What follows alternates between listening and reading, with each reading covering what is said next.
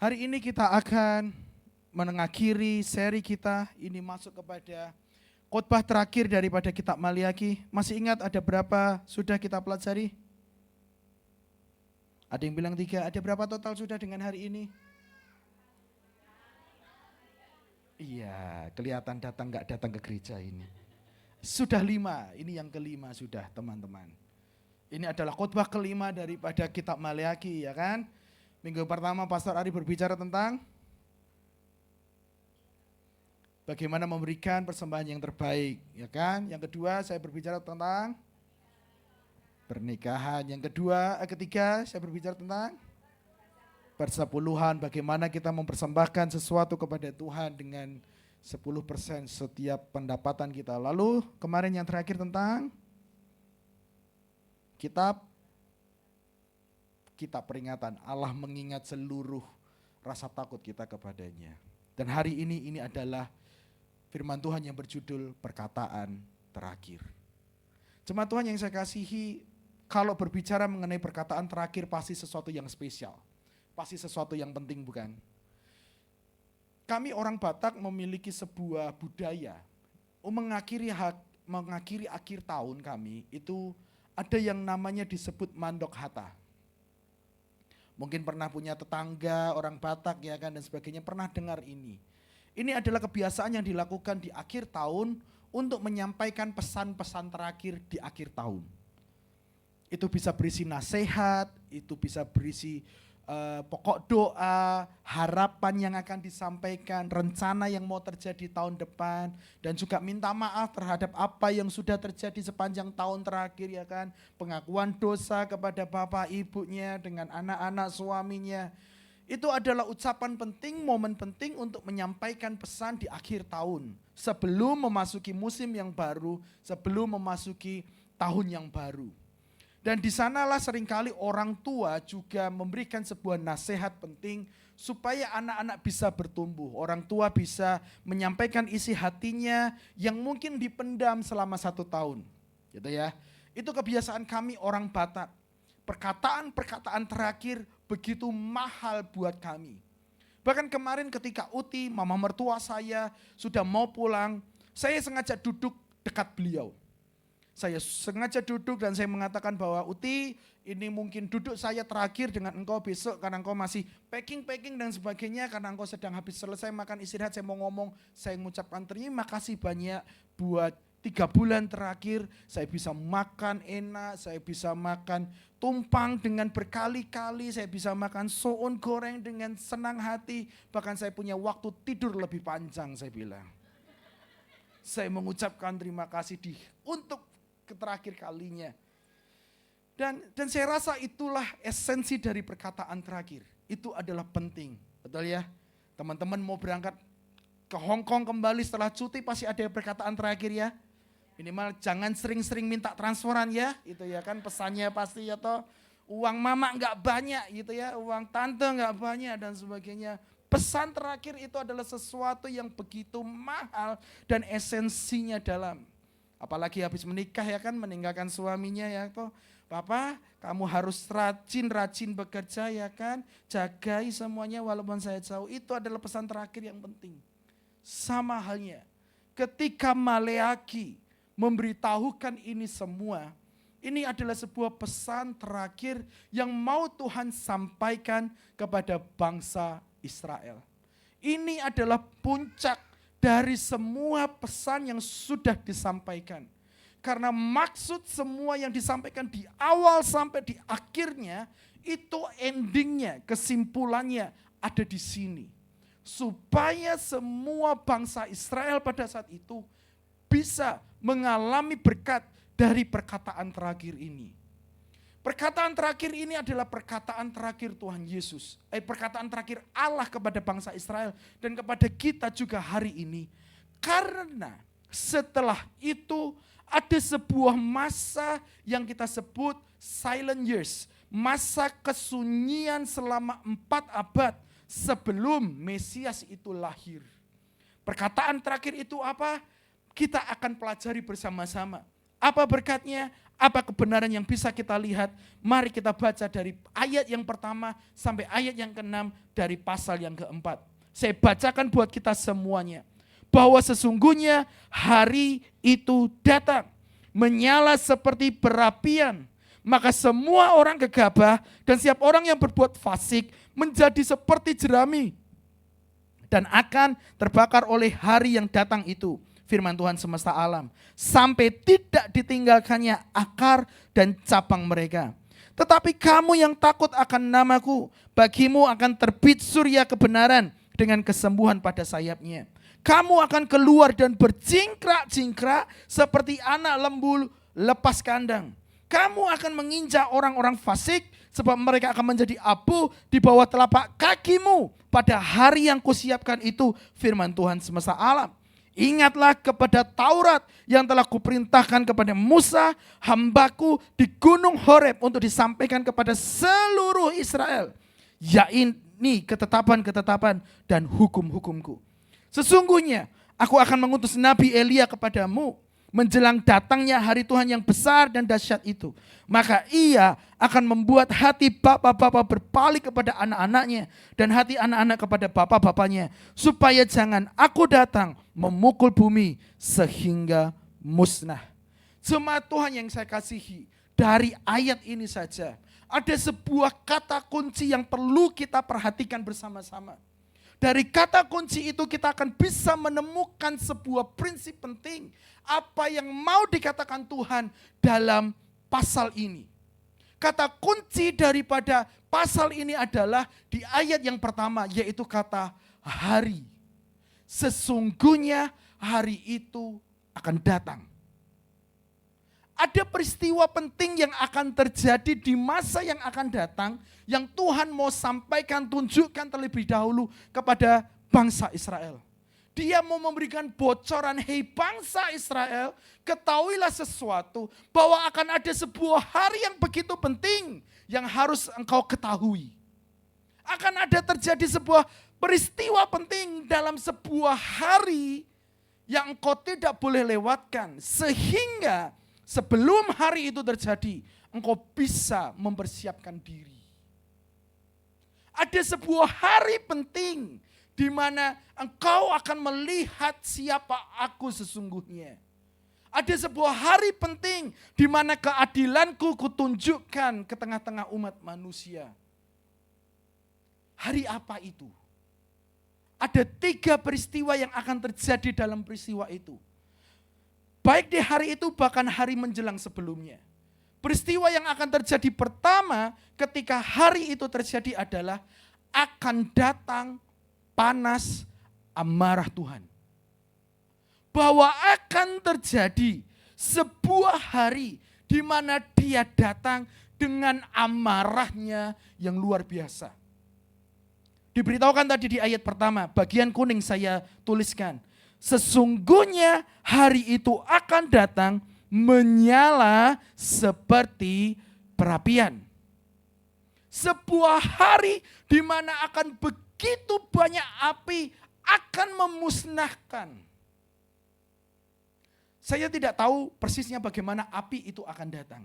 Entah api itu datang dari tanah keluar, entah semua gunung berapi di seluruh dunia, ramai-ramai serempak mereka akan meletus dan bumi dipenuhi api, atau hujan api turun dari langit.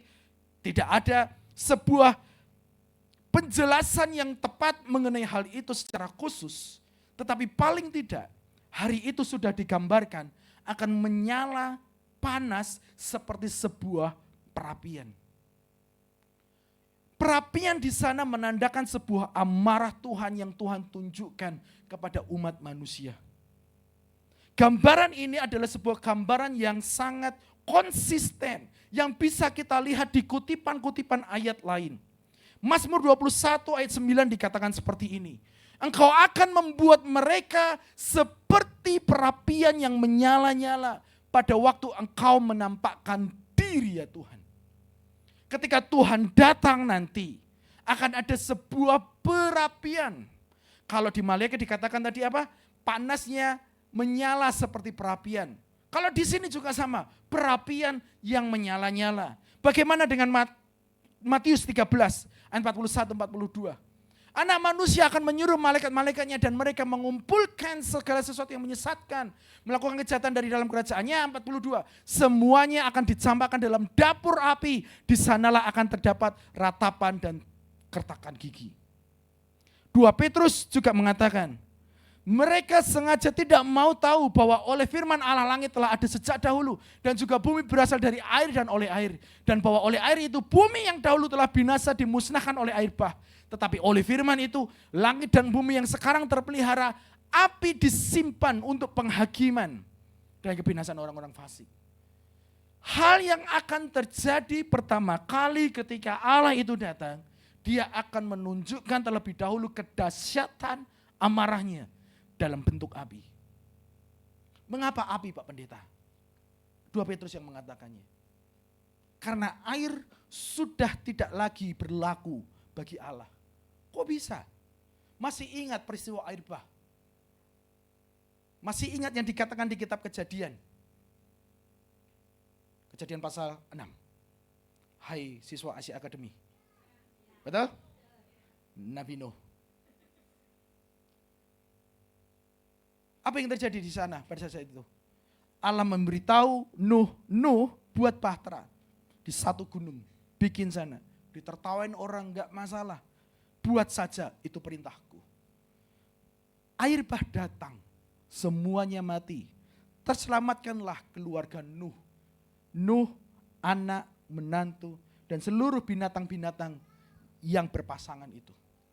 Lalu kemudian yang terjadi adalah mereka terdampar di Ararat. Lalu Nuh mempersembahkan sebuah korban ucapan syukur. Lalu apa yang terjadi? Pelangi terjadi. Apa arti pelangi itu? Sebuah perjanjian di mana aku tidak akan memusnahkan bumi lagi dengan air. Itulah kenapa dikatakanlah di ayat 6 bahwa oleh air itu, belum Mbak, sabar. Oleh air itu bumi yang dahulu telah binasa dimusnahkan oleh air bah itu. Tidak terjadi lagi. Dan kali ini enggak pakai air, diganti dengan api. Air mah sejuk ya.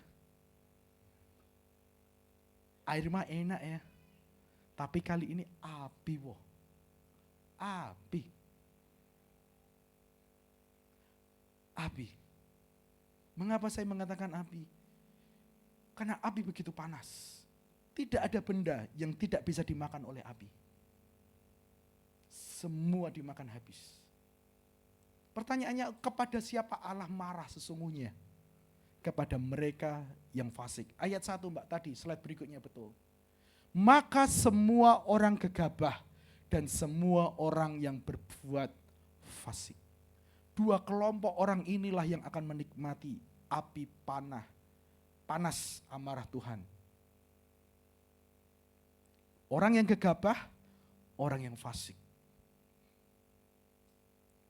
Orang gegabah adalah orang yang sombong terhadap dosanya. Orang yang masih merasa bahwa aku baik-baik saja, enggak perlu ke gereja, enggak perlu kenal Tuhan. Aku masih baik-baik saja. Itu orang gegabah. Orang fasik adalah orang yang masih menikmati hidup di dalam dosa. Dia tahu salah, tapi dia masih nikmat kok. Dan saya tidak kekurangan sedikit pun. Kalau kita melihat kehidupan kita sekarang, rasa-rasanya tidak ada perbedaan mereka yang gegabah dengan mereka yang hati-hati di dalam Tuhan. Betul. Sekarang kalau kita melihat orang yang benar, orang fasik, kemarin kita sudah bahas minggu yang lalu. Sama-sama masih hidup, terkadang kita malah lebih susah. Sudah disuruh Pak Pendeta jam 10 pagi-pagi lari-lari. Pak Pendeta begitu kejamnya untuk datang ya kan. Tapi berkat Tuhan ya mau semono-mono tak baik ya kan. Tapi di sana udah bisa libur, bangun siang, siangnya part time, dapat uang. Hidupnya juga ya nikmat-nikmat saja. Tapi ingatlah jemaat Tuhan yang saya kasihi. Pada akhirnya nanti ketika hari itu datang, tidak ada lagi yang bisa lari dari keadilan Tuhan.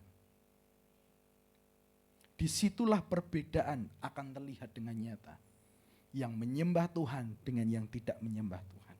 yang benar dengan yang fasik. Minggu lalu sudah kita bahas. Allah akan melepaskan panas amarah itu. Api dipakai untuk memurnikan, betul ya? Seluruh giwang Anda, cincin Anda, kalung Anda, dan semua perhiasan-perhiasan Anda, itu tidak mengkilap begitu saja. Betul. Ada sebuah proses perapian yang begitu panas. Dan semakin panas, semakin murni, semakin mahal. Betul. Beda dengan emas yang dari Kongguan. Saya belajar itu dari Mongol itu, katanya ada emas Kongguan. Orang Minahasa pakai katanya. Katanya, bukan saya. Nanti saya kasih videonya. Emas itu dimurnikan oleh sebuah perapian yang panas. Untuk memurnikan, semua kotoran harus luntur. Semua kotoran harus hilang supaya menjadi mengkilap. Roh Kudus juga lambangnya adalah api. Karena Roh Kudus harus ada dalam diri kita menghilangkan semua natur dosa yang ada di dalam diri kita.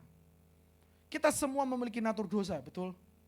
Saya punya anak 2 tahun sudah punya natur dosa. Bayangkan, 2 tahun. Nggak ada yang ngajarin dia nakal. Nakal sendiri. Iya. Oh bawaan itu, iya bawaan Adam ibu, bukan bawaan saya. Saya dapat bawaan juga dari Adam sana ibu. Ketahuilah kita semua punya daging natur dosa.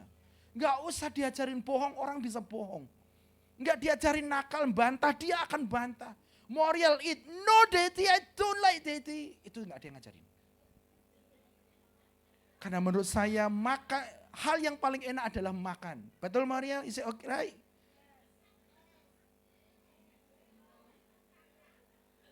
Baby shower, no thank you. 2 tahun. Suruh mandi, no thank you. Bayangkan siapa yang ngajarin. Itu natur dosa. Itulah kenapa Roh Kudus mesti turun dalam hidup manusia. Supaya natur dosa itu bisa dimusnahkan. Dan dimurnikan kembali menjadi takut kepada Tuhan. Dan itulah guna daripada api yang menyala seperti perapian. Menguduskan bumi ini lagi dari orang-orang fasik supaya mereka yang fasik binasa dan yang benar bisa disendirikan, dipisahkan.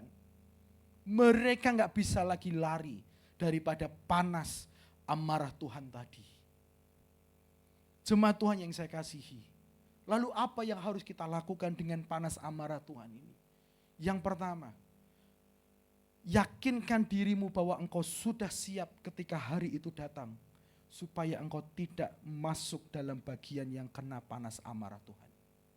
Tetaplah setia dalam rasa takutmu akan Tuhan. Tetaplah setia atas iman dan percaya yang sudah engkau ambil dengan sungguh-sungguh sedari awal. Bukan karena musiman, bukan karena ada sebuah motivasi lain, jangan. Taruhkan dalam hatimu dengan sungguh-sungguh. Apapun yang terjadi, mau jodoh ganteng apapun, mau dijanjiin apapun kekayaan sekalipun. Katakan, aku akan tetap takut kepada Tuhan. Kalau tidak, ini yang akan menjadi bagianmu. Saya, engkau harus terus menghidupi keselamatan yang Allah berikan itu. Supaya kita pada akhirnya tidak dibinasakan. Supaya kita tidak sengsara oleh panas perapian. Yang kedua yang bisa kita lakukan apa? Mari kita cari orang-orang yang kita kasih yang masih belum percaya kepada Tuhan. Kasih tahu kepada mereka, Mas, aku gak mau engkau sengsara. Aku gak mau aku masuk surga, happy-happy nyanyi sama yang lain. Engkau kepanasan di sana. Aku gak bisa kirim kipas angin ke sana. Kasih tahu. Abraham pun gak bisa meneteskan air ke lidah mereka, betul? Bekerjalah lebih ekstra. Didik keturunanmu menjadi takut kepada Tuhan. Kasih tahu suamimu yang belum sungguh-sungguh kepada Tuhan. Aku mau seisi rumah kita melayani Tuhan. Itu kata Yosua. Kasih tahu ke mereka. Biarlah aku dan seisi rumahku, aku melayani Tuhan. Aku dan seisi rumahku takut kepada Tuhan. Aku dan seisi rumahku diselamatkan oleh Tuhan. Doakan itu setiap hari. Supaya sebelum hari itu datang, kita sekeluarga diselamatkan oleh Tuhan. Masihkah engkau menggumuli itu? Atau engkau hanya fokus kepada kebutuhan hari ini? Pak, wis tolong Pak, masih jauh, penting sesok mangan iso. Jemaat Tuhan yang saya kasih, jangan fokus kepada kebutuhan hari ini saja. Bahwa hari itu pasti datang. Kemanapun kita akan merantau. Mungkin ada yang kepengen mau kerja lebih hebat lagi ya kan. Ke negara mana. Kesana pun kau datang ke gereja, Alkitabnya bodoh. Mamanya bosan, wah terlalu Alkitabiah ICA ini, tak pindah ke gereja lain. Dibuka ayatnya sama, Maleakhi 4 ayat 1 sama, perapian pun tetap akan datang. Apa maksudnya? Ini belum dicabut firman-Nya. Karena kita rasa, kita tonton di YouTube beritanya dan sebagainya ya kan. Masih sesuatu yang kita senangkan. Karena algoritmanya sesuai dengan apa yang kita sukai. Tapi sesungguhnya firman ini meski tidak pernah dikhotbahkan, ini akan tetap terjadi meski tidak ada yang tahu kapan. Itu perlu digarisbawahi. Tapi panas amarah Tuhan akan menghabisi dan memurnikan dunia ini dari mereka yang fasik dan mereka yang tidak lagi takut kepada Tuhan. Itulah kenapa Allah memberitahukan berbicara dari pasal 1, 2, 3, dan 4. Untuk apa? Mempersiapkan, hei bangsa Israel, ingat, lihatlah bahwa hari itu akan datang. Aku mengatakan semua itu di awal supaya engkau tetap kedapatan masih takut kepada Tuhan. Jemaat Tuhan yang saya kasih ICA Jemaat Indonesia, miliki rasa takut kepada Tuhan. Tetaplah takut kepada Tuhan. Tetaplah komit kepada Tuhan. Jangan mau tergiur apapun yang dunia mau tawarkan. Dia harus tetap Tuhan bagimu. Ancaman apapun yang mau diberikan oleh keluargamu sekalipun, jangan takut. Ada Tuhan yang akan mengangkat engkau. Ada Tuhan yang akan melindungi engkau. Dia akan selamatkan engkau.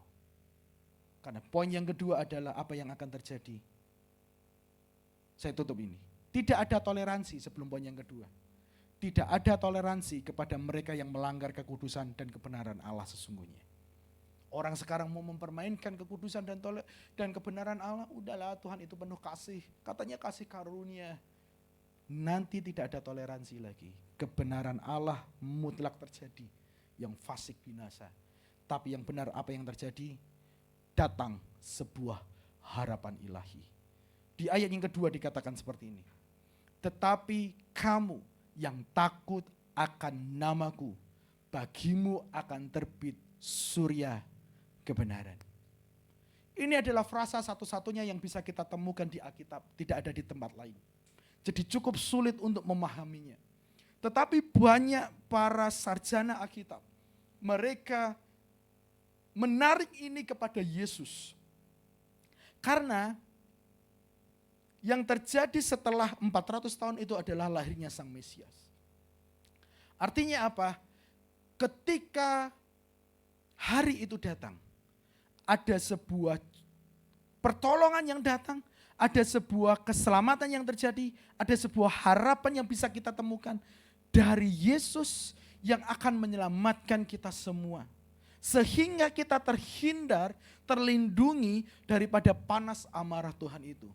Alkitab juga tidak jelas memberitahukan bagaimana persisnya kita akan dilindungi karena bumi itu sudah seperti sebuah perapian yang begitu panas. Tetapi dia berkata, bagimu akan terbit surya kebenaran dengan kesembuhan pada sayapnya. Kamu akan keluar dan berjingkrak-jingkrak seperti anak lembu lepas kandang. Ayat yang pertama orang fasik dibinasakan. Ayat yang kedua orang yang takut kepada Tuhan akan diselamatkan. mereka yang sombong, mereka yang berbuat jahat, mereka akan dibinasakan. Tetapi orang yang takut kepadaku, takut kepada namaku, akan diselamatkan. Paulus memberikan sebuah gambaran yang menarik mengenai tubuh kebangkitan yang akan dimiliki oleh orang percaya. 2 Korintus kakak, ayat pasal yang kelima ayat 1-4, saya bacakan buat kita semua. Karena kami tahu bahwa jika kemah tempat kediaman kita di bumi ini dibongkar, Allah telah menyediakan suatu tempat kediaman di surga bagi kita. Suatu tempat kediaman yang kekal yang tidak dibuat oleh tangan manusia. Selama kita di dalam kemah ini, kita mengeluh karena kita rindu mengenakan tempat kediaman surgawi di atas tempat kediaman kita yang sekarang ini. Sebab demikian, kita berpakaian dan tidak kedapatan telanjang. Sebab selama masih diam di dalam kemah ini, kita mengeluh oleh beratnya tekanan. Karena kita mau mengenakan pakaian yang baru itu tanpa menanggalkan yang lama. Supaya yang fana itu ditelan oleh hidup. Dari ayat ini Paulus memberitahu bahwa ada 2 hal yang baru yang mau dia berikan. Tempat tinggal yang baru. Berarti bumi ini akan hancur oleh api. Yang takut akan Tuhan terangkat dan dipindahkan. Itu kata yang pertama tadi. Ke tempat kediaman kita yang baru. Yang tidak disediakan, yang tidak dibuat oleh tangan manusia. Betul? Ke tempat kediaman yang kekal. Lalu yang kedua apa yang kita terima sebagai orang yang takut kepada Tuhan. Kita akan memiliki pakaian yang baru. Ayat berapa tadi? Ayat 3 kah? Sebab demikian kita berpakaian dan tidak kedapatan telanjang. Di Kejadian manusia kedapatan telanjang di dunia karena dosa. Supaya dosa itu bisa diperbaharui dan diperbaiki, artinya dicabut dan digantikan yang baru, maka diberikanlah pakaian yang baru. Pakaian yang daripada Tuhan. Yang tidak kedapatan telanjang. Sebab selama masih di dalam kemah ini, kita mengeluh oleh beratnya tekanan. Karena kita mau mengenakan pakaian yang baru itu tanpa menanggalkan yang lama. Supaya yang fana itu ditelan oleh hidup. Jadi jemaat Tuhan yang saya kasihi, ketika Yesus kembali, kita mengalami sukacita yang besar. Karena rumah baru dan pakaian baru. Nggak perlu pakai hitek lagi. Ya kan. Dingin-dingin ya kan, ya ampun. Saya menderita 1 minggu terakhir ini. Pakai baju rasanya kurang hangat lagi. Tapi nanti di surga, kita pakai pakaian yang kekal, yang tidak oleh rusak sedikit pun. Bukankah itu sebuah penghiburan, hai jemaat Tuhan yang saya kasihi? Karena itu yang dikatakan tadi di ayat yang keempat. Bahwa ayat yang kedua kalau tidak salah di kitab Malaki. Ada kesembuhan. Ketika dia datang, ada sukacita yang besar. Gambaran yang tadi juga diberitakan seperti ini. Kamu akan keluar dan bercingkrak-cingkrak seperti anak lembu lepas kandang. Saya nggak tahu persisnya, tapi ada sebuah deskripsi diberitakan, saya baca tadi malam. Bahwa di masa winter, di masa dingin seperti ini, anak sapi yang baru saja lahir akan dimasukkan di dalam kandang. Mereka akan disimpan supaya mereka tidak mati kedinginan. Oke? Lalu setelah keadaan lebih baik, lembu itu dikeluarkan, lalu dia sangat happy sehingga dia bercingkrak-cingkrak. Bahkan dia akan lari berkeliling, bahkan dia akan menabrak tembok sana sini untuk melihat batas terakhirnya. Mengapa begitu? Karena di dalam selama itu sangat sesak. Kandang yang dia miliki pada saat dia disembunyikan karena musim dingin, itu begitu sempit. Tapi sekarang leluasa, dia bebas, dia meloncat ke girangan. Kakinya akhirnya berfungsi, sekarang dia meloncat, dia happy sekali. Aku bebas. Itulah gambar yang akan kita miliki nanti. Mengapa begitu? Karena di dunia ini begitu sempit hidup kita. Cuma satu yang manduk. Bukankah kehidupan kita sebagai orang Kristen di dunia ini begitu sengsara? Kalau kita mau jujur. Khususnya kita sebagai orang Indonesia. Enggak usah ngomong di sini dulu deh. Mari kita melihat cerminan sosial media di Indonesia. Mau beribadah saja sulitnya luar biasa. Kemarin saya bergurau kepada keluarga Kaca Hilke. Kaca Hilke keluarganya yang di Manado enak. Mayoritas semua Kristen. Itu pun pasti tetap ada tekanan. Terlebih lagi kami yang orang Indonesia. Terlebih lagi kalau kami dari keluarga yang bukan percaya kepada Tuhan. Itu pun tersiksa.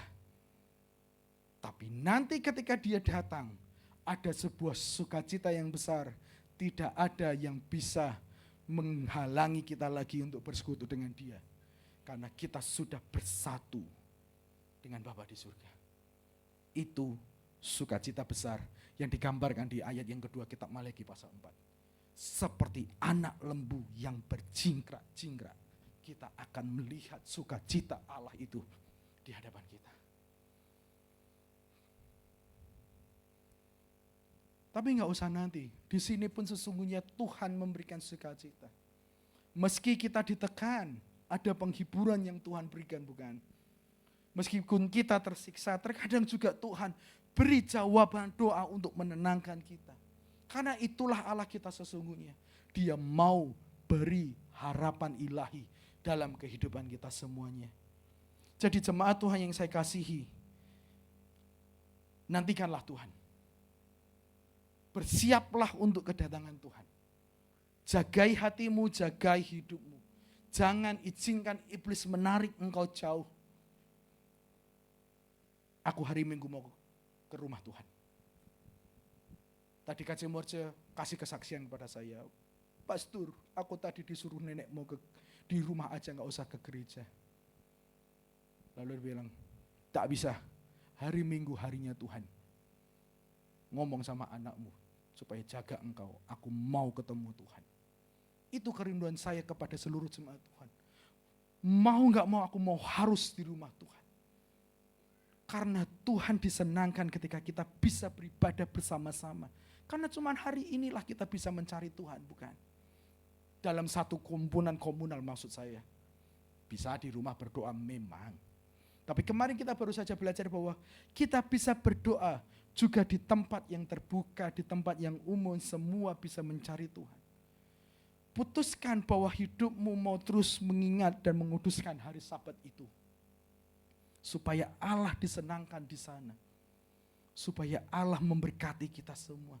Dan supaya kita bisa menikmati sukacita surga itu, harapan ilahi itu. Penghiburan Allah terjadi bagi mereka yang masih takut akan Tuhan. Kasih tahu kiri kanan, ada penghiburan buatmu. Jangan sedih-sedih, bilangi.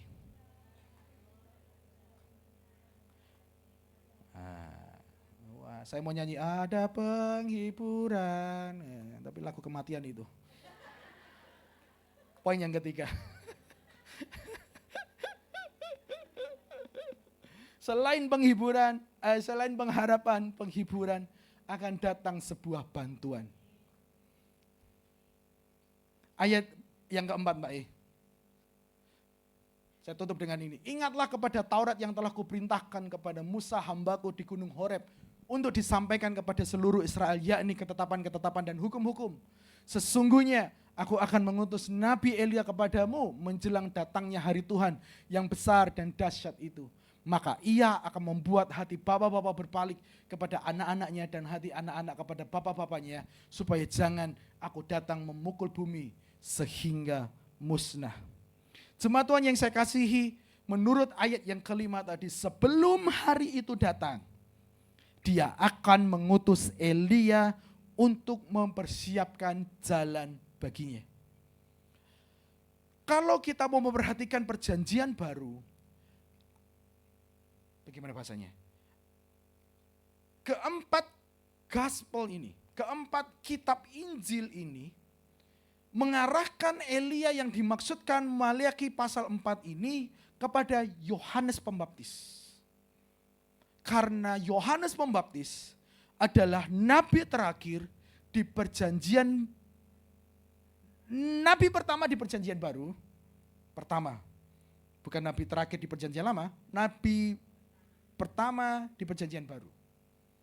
Bisa juga sih perjanjian lama ya, karena Yesus kan perjanjian barunya. Oke lah, anyway, dia nabi pertama di perjanjian baru yang dipakai Allah untuk mempersiapkan jalan Mesias itu lahir. Karena Maleakhi pasal 3 juga mengatakan seperti ini ayat pertama. Lihat aku menyuruh utusanku supaya ia mempersiapkan jalan di hadapanku. Injil Matius 11 ayat 10 mengatakan begini. Karena tentang dia ada tertulis. Lihat aku menyuruh utusanku mendahului engkau. Ia akan mempersiapkan jalanmu di hadapanmu. Ini adalah khotbahnya Yohanes sebelum dia membaptis semua orang dan tiba-tiba Yesus datang. Lalu di kitab Lukas juga sama. Ketika Zakaria ketemu dengan malaikat di bait Allah. Zakaria engkau mau punya anak, dia tertawa ya kan. Diguyu ya kan, lalu ini kata malaikat. Jangan takut hai Zakaria, sebab doamu telah dikabulkan dan Elisabet istrimu akan melahirkan seorang anak laki-laki bagimu dan haruslah engkau menamai dia. Siapa? Yohanes. Engkau akan bersukacita dan bergembira. Bahkan banyak orang akan bersukacita atas kelahirannya itu.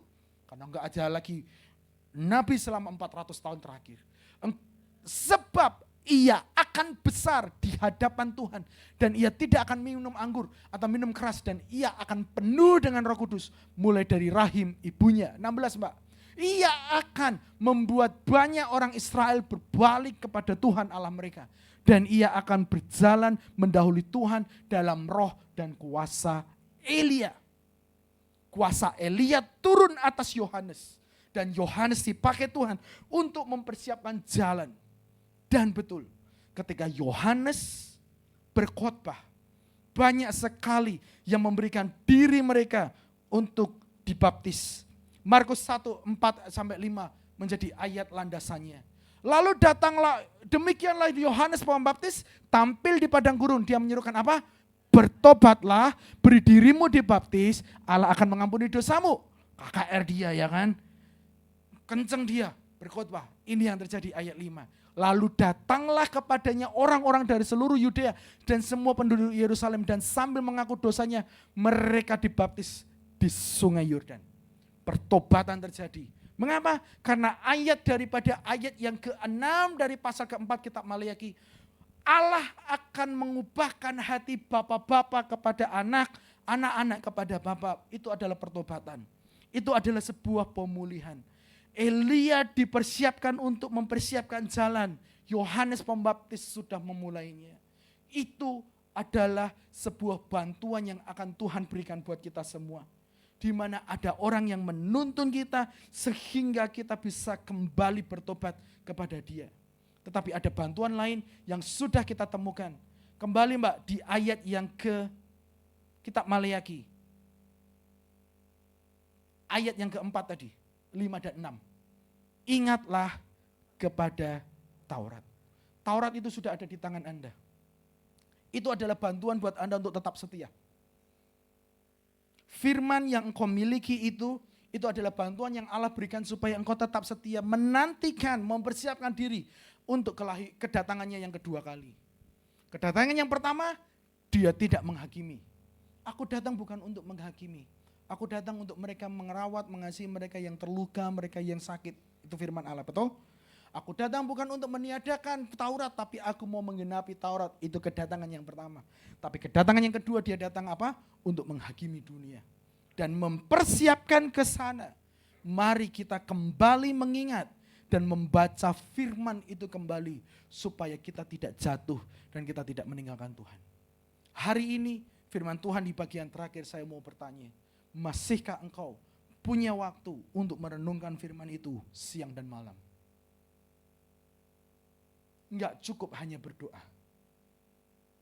Saya dididik dari sebuah keluarga yang mengatakan firman dan doa itu seperti sebuah sayap pesawat terbang.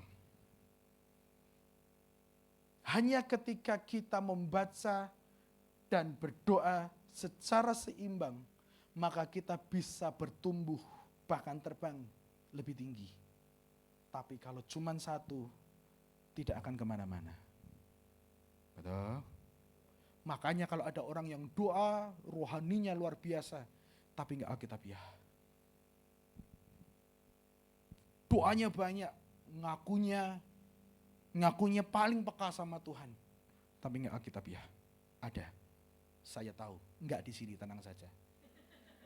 Langsung bunyi, siapa ya? nggak usah dicari. Anak aja juga yang suka membaca firman, tapi suruh datang berdoa tidak keluar, tidak muncul. Ada. Biasanya suka menghakimi. Betul? Dua-duanya kalau satu-satu lebih kuat, enggak lebih baik. Podo elek. Hanya ketika engkau seimbang melakukannya, maka engkau akan bertumbuh menjadi dewasa. Engkau tetap kuat. Dan engkau kedapatan tetap takut kepada Tuhan. Ibu bapak yang saya kasihi. Udah 5 tahun saya enggak menyebut bapak ya kan. Mumpung ada bapak-bapak. Ibu bapak yang saya kasihi. Marilah kita terus setia kepada Tuhan. Biasanya kan cuma Bapak Ari ya kan. Sekarang ada Bapak 2, 3 Bapak di sini. Ibu, Bapak yang saya kasihi. Tetaplah takut kepada Tuhan.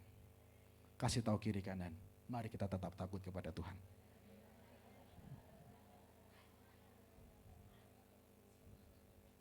Mari kita bangkit berdiri bersama-sama.